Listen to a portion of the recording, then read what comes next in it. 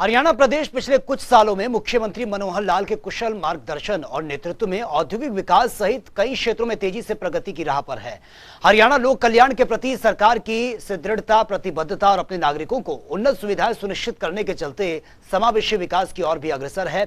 और इसी कड़ी में हरियाणा सरकार प्रदेश के एक औद्योगिक और ऑटोमोबाइल हब बनाने की दिशा में सक्रिय रूप से काम भी कर रही है।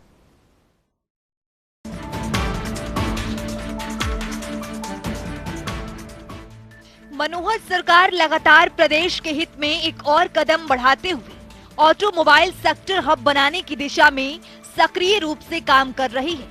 दरअसल हरियाणा में ऑटोमोबाइल सेक्टर के विकास का अंदाजा इसी बात से लगाया जा सकता है कि मारुति राज्य में अपना तीसरा संयंत्र लगा रही है। वहीं Maruti Suzuki India limited, MSIL और Suzuki motorcycle India private limited और हरियाणा राज्य औद्योगिक एवं आधारभूत संरचना विकास निगम 19 मई 2022 को आयोजित एक समारोह में मुख्यमंत्री मनोहर लाल की उपस्थिति में IMT खरखेदा में लगभग 800 एकड़ और 100 एकड़ भूमि के आवंटन के लिए एक समझौते पर हस्ताक्षर करेंगे। ये आयोजन हरियाणा जापान के व्यापारिक संबंधों के 4 दशकों को जश्न में भी मनाया जाएगा, जो 1981 में शुरू हुआ और आज भी फल फूल रहा है। इस मौके पर हरियाणा के मुख्यमंत्री मनोहर लाल ने कहा कि ये राज्य के लिए बहुत बड़ी उपलब्धि है कि मारुति हरियाणा में अपना तीसरा संयंत्र स्थापित कर रही है। तो चलिए ग्राफिक्स के जरिए समझते हैं मनोहर सरकार प्रदेश को इंडस्ट्रियल हब बनाने की दिशा में उठा रही अहम कदम। खरखेदा में मारुति के तीसरे संयंत्र की स्थापना से राज्य में ऑटो उद्योग को मिलेगा बढ़ावा। प्रदेश के युवाओं को नई औद्योगिक क्षेत्र में रोजगार के मिलेंगे अधिक अवसर। MSIL ने प्रस्तावित नई कार निर्माण सुविधा के लिए की भूमि की खरीद। IMT खरखेदा में अतिरिक्त 800 एकड़ भूमि की खरीद। 8000 करोड़ रुपए है परियोजनाओं की कुल लागत अनुमान। 11,000 कुशल, अकुशल और अर्धकुशल व्यक्तियों के लिए रोजगार सृजित करने की क्षमता। MSIL के साथ Suzuki motorcycle India private limited ने की 100 एकड़ भूमि की खरीद।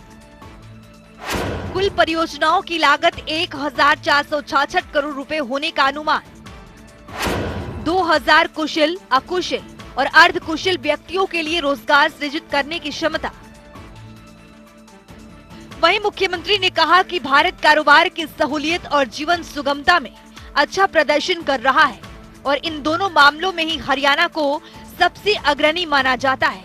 दरअसल हरियाणा वैश्विक निवेशकों के लिए पसंदीदा स्थलों में से एक है, जिसमें मारुति ने ऑटोमोबाइल क्षेत्र के विकास और राज्य के चहुमुखी विकास की दिशा में एक प्रमुख भूमिका निभाई है। इसके साथ ही मुख्यमंत्री ने कहा कि इससे ऑटोमोबाइल क्षेत्र को बढ़ावा मिलेगा और अन्य क्षेत्रों की बहुराष्ट्रीय कंपनियां हरियाणा में अपना मुख्यालय एवं विनिर्माण संयंत्र स्थापना करने के लिए प्रेरित होंगी और इसके साथ ही प्रदेश के युवाओं के लिए रोजगार के नए अवसर भी मिलेंगे। सीएम मनोहर लाल ने कहा कि हरियाणा अपनी सक्षम नीतियां, गुणवत्तापूर्ण बुनियादी ढांचे की उपलब्धता, कारोबार की सहूलियत, अनुकूल कारोबारी माहौल और प्रोत्साहन संरचना के कारण उद्योग के लिए एक आकर्षण के केंद्र के रूप में उभरा है और हरियाणा में GT रोड के पास औद्योगिक क्षेत्र को विकसित करने पर बल दिया गया है और दिल्ली और अन्य राज्यों के साथ इसकी समीपता ने भी राज्य को औद्योगिक परियोजनाओं के लिए अधिक पसंदीदा स्थान बना दिया और राज्य के कई जिलों में दर्जनों औद्योगिक क्षेत्र हैं। वहीं हरियाणा में मारुति सुजुकी के विस्तार के बारे में इस कार निर्माता कंपनी के एक प्रवक्ता ने कहा कि कंपनी ने अपनी विस्तार योजना के लिए विभिन्न राज्य सरकारों के साथ चर्चा की, लेकिन हरियाणा को इस उद्देश्य के लिए उपयुक्त स्थान पाते हैं। उन्होंने ये भी कहा कि इस स्थल पर स्थापित होने वाली इस पहली विनिर्माण सुविधा में प्रति वर्ष 2,50,000 वाहनों के निर्माण की क्षमता होगी। वहीं वर्ष 2025 तक चालू होने की संभावना है। भूमि स्थल में क्षमता विस्तार के लिए जगह होगी और भविष्य में इसमें और अधिक उत्पादन संयंत्र स्थापित होंगे। वहीं 1983 में गुरुग्राम में अपना पहला कार संयंत्र स्थापित करने के बाद मारुति ने मानेसर में एक अन्य विनिर्माण सुविधा और रोहतक में एक अत्याधुनिक अनुसंधान एवं विकास केंद्र स्थापित करके हरियाणा में अपनी विनिर्माण सुविधाओं का लगातार विस्तार किया है।